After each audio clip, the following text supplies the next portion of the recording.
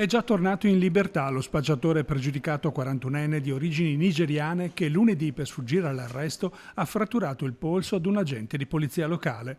Al processo per direttissima appena celebrato, l'uomo è stato condannato a 18 mesi per spaccio, lesioni e resistenza a pubblico ufficiale, ma avendo patteggiato è tornato subito libero.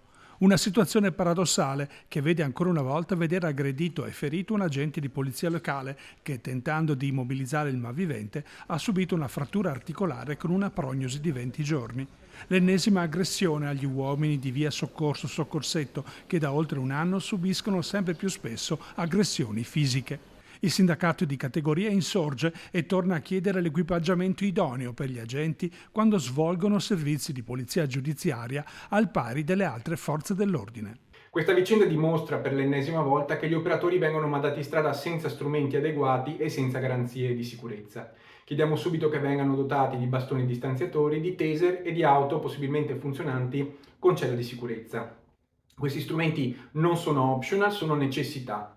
Inoltre il numero di infortuni all'interno del corpo di polizia locale di Vicenza in questi anni è cresciuto notevolmente e quindi insieme ai nostri legali stiamo valutando quali sono le strade possibili per tutelare concretamente gli agenti. Basta silenzi per salvare l'immagine, servono fatti e servono subito. Noi continueremo a denunciare tutti questi episodi fino a quando non verranno garantite condizioni di sicurezza reali per la polizia locale e per la cittadinanza. Anche le forze politiche di centrodestra tornano a sollecitare l'amministrazione comunale per migliorare strutture, mezzi ed equipaggiamento della polizia locale, a partire dalla proposta di trasferire la sede nella ex centrale del latte, da poco riqualificata ma rimasta inutilizzata. In testa alle priorità nella lista delle richieste resta l'adozione del taser. Sono anni che noi diamo la possibilità all'amministrazione di prendere decisioni coraggiose. Qui abbiamo oltre 1 migliaio di firme raccolte in poche settimane proprio per far capire che la volontà popolare dei cittadini è quella di dotare gli agenti di strumenti adeguati, di mezzi adeguati, che tutelino non solo la sicurezza degli agenti ma anche quella dei cittadini.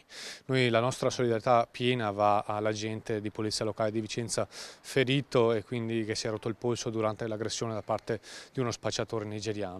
Quindi massima solidarietà, ma l'amministrazione deve prendere con coraggio decisioni anche coraggiose.